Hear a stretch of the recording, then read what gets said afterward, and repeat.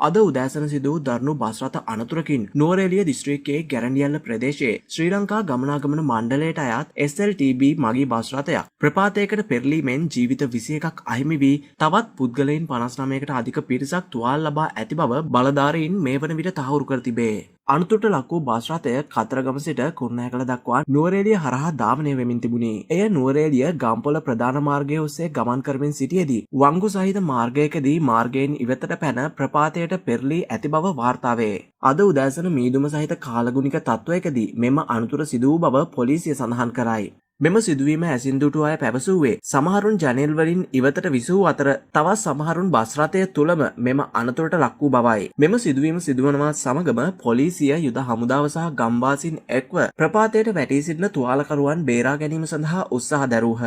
මෙම අනතුරින් මේ වන විට 21 දෙනෙකු මිය ගොස් ඇති අතර තුවාලකරුවන් 59 දෙනෙකු සහ ඔවුන් අතරින් 29 දෙනෙකුගේ තත්ත්වය ඉතාමත් බරපතල බවට අපට වාර්තා විය. ඔවුන් නුවරඑළිය ගම්පොළ පේරාදෙණිය සහ නාවලපිටිය රෝහල් වලට ඇතුළත් කර ඇත.